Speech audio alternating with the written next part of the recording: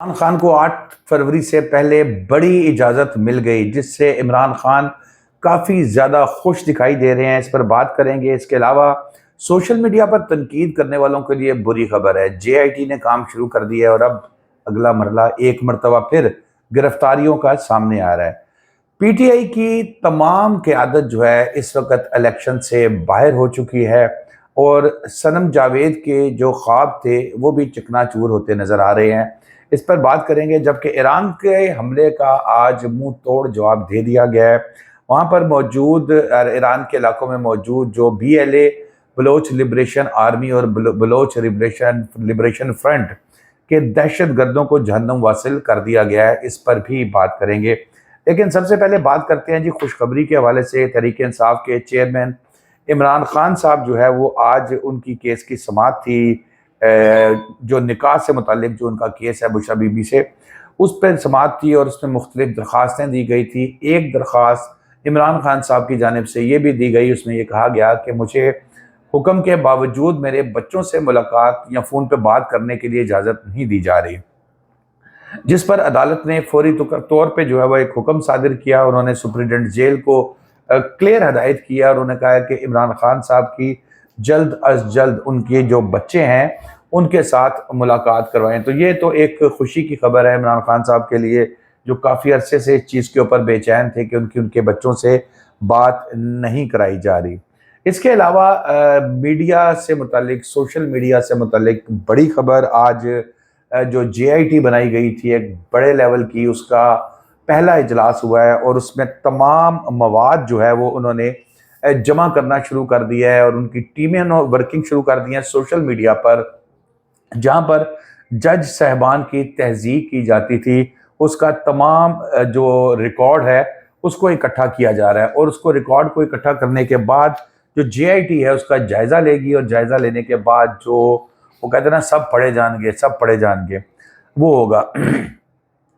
आज जो पहला इजलास हुआ उसमें उन्होंने एक तो फैसला ये किया गया कि तमाम जो रिकॉर्ड है उसको जमा किया जाएगा। फिर उसके बाद जो कमेंट्स भी करते हैं नीचे, यानी कि अगर एक शख्स ने किसी फाजिल जज के खिलाफ कोई कमेंट्स दिया है तो नीचे उसने लिख दिया ना आहो नहीं आहो, तो इसका मतलब है कि उसको भी पकड़ा जाएगा और उसके खिलाफ भी कार्रवाई की जाएगी और फिर प्रोसिक्यूशन उनकी की जाएगी। बाकायदा चालान बनाकर अदालतों में उनका ट्रायल किया जाएगा और किसी सूरत जज साहिबान की किरदार कुशी जो है उसको बर्दाश्त नहीं किया जाएगा। इसके अलावा जी तहरीक इंसाफ की तमाम बड़ी क़यादत इस वक्त इलेक्शन से बाहर हो चुकी है। पीटीआई की जो क़यादत है, जैसे तहरीक इंसाफ के चेयरमैन इमरान खान साहब, वाइस चेयरमैन शाह महमूद कुरैशी साहब, फिर परवेज़ इलाही साहब, सदर जो हैं उनके मुनस इलाही साहब, सनम जावेद साहिबा जो बड़े ख्वाब लेके फिर रही थी कि जी वो मरियम नवाज साहिबा को शिकस्त देंगी, उनके मुकाबले पे इलेक्शन लड़ना चाहती हैं, उनके कागजात ही मुस्तरद हो गए हैं फुल बेंच से और अब वो प्लान ये कर रही हैं कि इसमें सुप्रीम कोर्ट से रुजू करें। जबकि हमाद अजहर साहब, जिनको कल मैंने आपको बताया था खबर में कि जो मीडिया से कंपेन चलाई जाएगी उसका कोऑर्डिनेटर भी उनको मुकर्रर किया गया है। सनम जावेद को ऑफ़र की गई थी कि जी आप आज़ाद जो मखसूस नशिस्तें हैं ख़वातीन की, उस पर जो है वो अपने कागजात जमा करवाएं और आपको उधर से नॉमिनेट कर दिया जाएगा। लेकिन सनम साहिबा ने कहा कि नहीं जी, मैंने तो मरियम नवाज़ का मुकाबला करना है और मैं तो मरियम नवाज़ के मुकाबले पे जनरल इलेक्शन में हिस्सा लेना चाह रही हूँ। मखसूस नशिस्त जो है वो उन्होंने लेने से इनकार कर दिया था।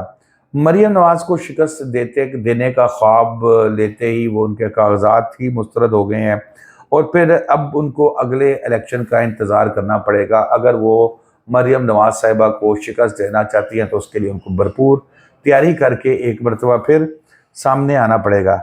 अच्छा, अब इससे कुछ एक चीज़ का ये भी तासुर आ रहा है कि जो बड़े जो लोग हैं उनके सामने से उम्मीदवारों को तहरीक इंसाफ के हटाया जा रहा है। जैसे जहांगीर तरीन साहब के मुकाबले पे इकबाल शाह साहब उम्मीदवार थे तहरीक इंसाफ के, और कुछ ये इतला थी कि शायद उनके साहबजादे को लापता किया गया था, अगवा किया गया था, जिसके बाद उन्होंने एक प्रेस कॉन्फ्रेंस की और प्रेस कॉन्फ्रेंस में उन्होंने कहा कि भाई मैं तो जहांगीर तरीन साहब की हिमायत करता हूँ और मैं इलेक्शन में हिस्सा नहीं लूँगा।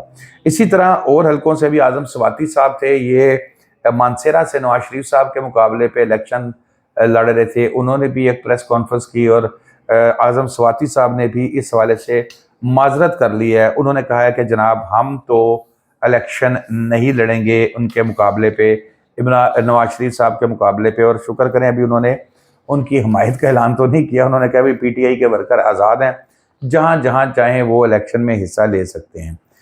आखिर में बड़ी खबर जो है ये है कि जी अब तमाम सियासी जमातें हमारी पहली दफ़ा एक पेज पे आ गई हैं। और वो मामला क्या है कि जी ईरान ने जो कल पाकिस्तान की फ़िज़ाई हदूद की खिलाफ वर्जी की थी, जो वहाँ पर उसने ड्रोन और जो हमला किया था पाकिस्तान के ऊपर, आज अल्हम्दुलिल्लाह जब सुबह उठे तो उसका भरपूर जवाब जो है वो दे दिया गया था। और उसमें ईरान में जो दहशतगर्द तंजीमें हैं, जैसे मैंने नाम लिया बलूच लिबरेशन आर्मी और बलोचिस्तान लिबरेशन फ्रंट के नाम से, ये बहुत खौफनाक किस्म की दहशतगर्द जमातें हैं जिन्होंने पाकिस्तान को बेशुमार नुकसान पहुंचाया है। बड़ा कीमती पाकिस्तान को जो आप समझ लें कि इन्होंने डैमेज किया है। उनके अटैक किया गया है उनके ईरान की हदूद के अंदर जाके, और उनको जो है वो जहन्नुम वासिल कर दिया गया। ये लोग वो थे जो पाकिस्तान के लिए हमेशा ख़तरा ही बन रहे थे। फौरी जवाब दिया है, पूरी कौम इस वक्त खुश है, पाक फौज से खुश है, फ़िज़ाइया से खुश है।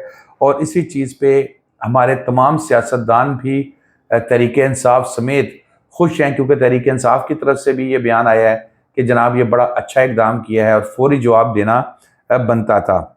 अमेरिका ने भी इस मजम्मत की। अब ज़ाहिर है ईरान का मामला होगा तो अमेरिका तो फिर मजम्मत उसमें करेगा ही, तो ईरान से मजम्मत करेगा ही उसमें। तो वो उसने उसकी मजम्मत की है, ईरान ने की ईरान पे हमले, पाकिस्तान पे हमले की।